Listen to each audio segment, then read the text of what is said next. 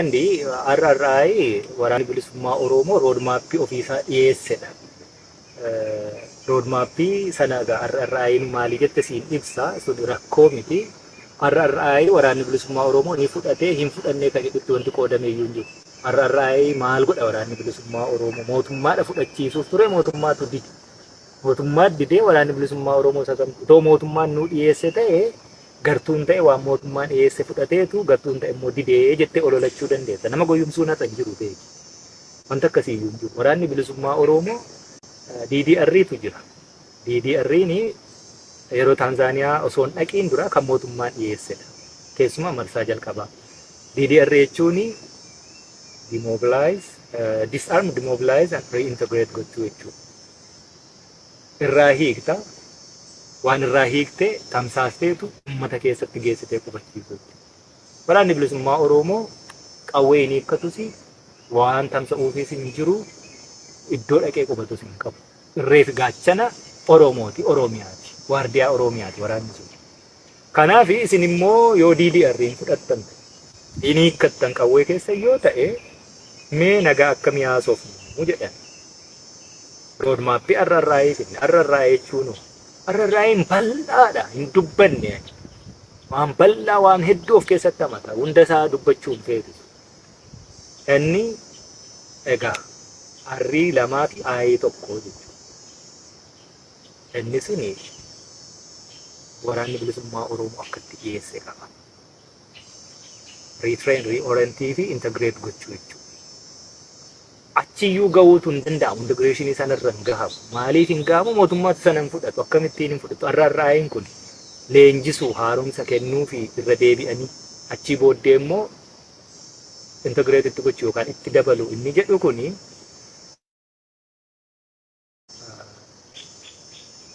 hin tarkaanfanne iyyuu riitireen gochuu irra deebisanii leenjisuu irratti iyyuu yeroo irra deebisnee leenjisnu waraana bilisummaa Oromootu waraana mootummaa waraana bilisummaa Oromoo leenjisuu qabaadha jedhu.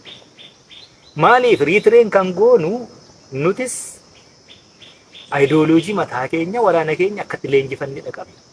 Mootummaan abbaa irrees akkatti leenjifatedha qaba.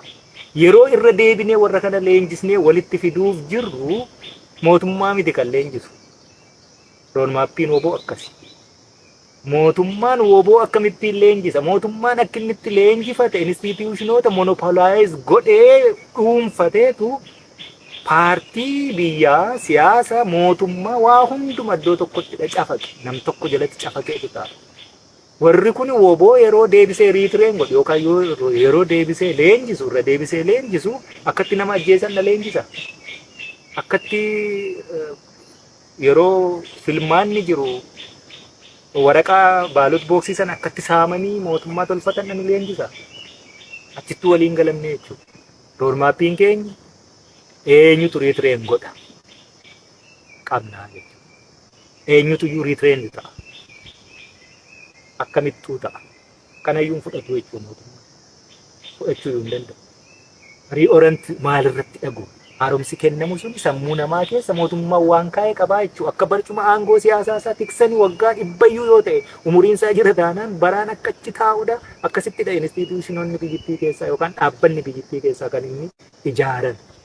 Dhaabbata akkasittiin ijaaran dimookiraatessuu keessatti mootummaan gaheen inni qabaatu xiqqaa. Kana kan mootummaan fudhachuu hin barbaanne. Maaliif? Hin fedhu dimookiraatessuu hin fedhu. Instituushinoonni dhaabbanni kan akka boordii filannoo, kan akka poolisii, kan akka waraanaa, kan akka tikaa warri kun akka isaanii dimookiraataayiz ta'anii paartii irraa walaba ta'anii biyyaaf jiraatan hin fedhu. Woboon kanadha barbaada. Kana hiiktii RRI. Yoo kun hin danda'ama ta'ee mootummaan achi keessaa instituushinoota kana gadhiisee dimookiraatesse kan itti aanutu immoo jira. Feesin sikweensii qabaa jechuudha. Linkeejii walitti hidhamiisa qaba. Kana gochuun dureyyuu waraanni bilisummaa Oromoo guutummaan guutuutti yoo irratti walii galee jechuudha. Akka nuti tireengoon yookaan akka nuti leenjisnu yoo mootummaan fudhate wanni nuti leenjisnu immoo haqa. Wanni nuti leenjisnu immoo waa'ee dimookiraasii, waa'ee walqixxummaa, waa'ee bilisummaa, waa'ee nagaati. Maleesaa waa'ee barcuma aangoo siyaasaa mootummaa tiksii fi poolisiinis, tiknis, waraannis, boordiin filannoos akkasumas dhaabbattoonni biyyattii keessa jiran garii mootummaa qofaa utubanii jiraatan akka isaan sana godhan miti kan nuti leenjisnu.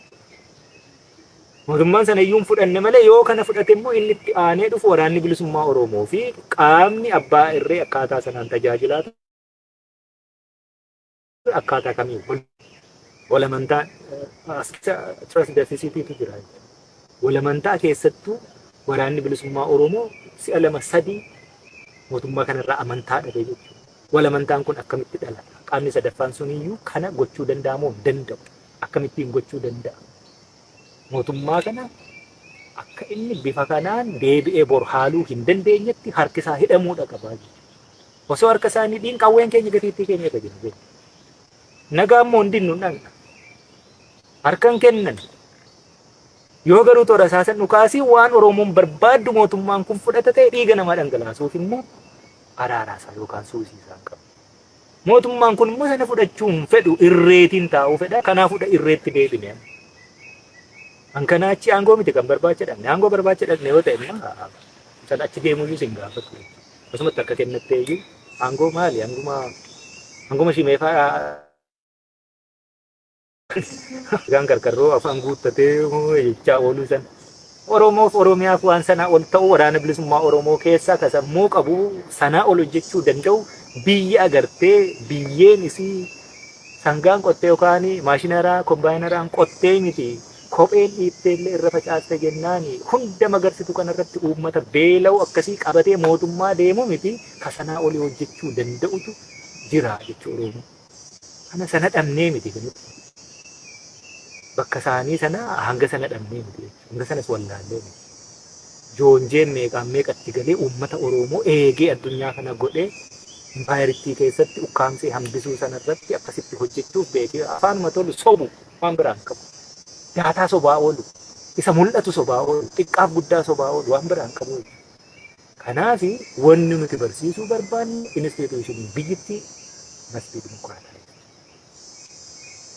Kana dhagochuu qabna. Yoo mootummaan suni silaa mootummaan abbaa irree suni silaa hattoonni suni too kanarratti walii galaniiru ta'e inni itti aanu kanaa jechuudha. Kanas tolee hin jedhan fudhatu. Achi booddee immoo mala inni itti warra sana dhuunfachuu danda'u.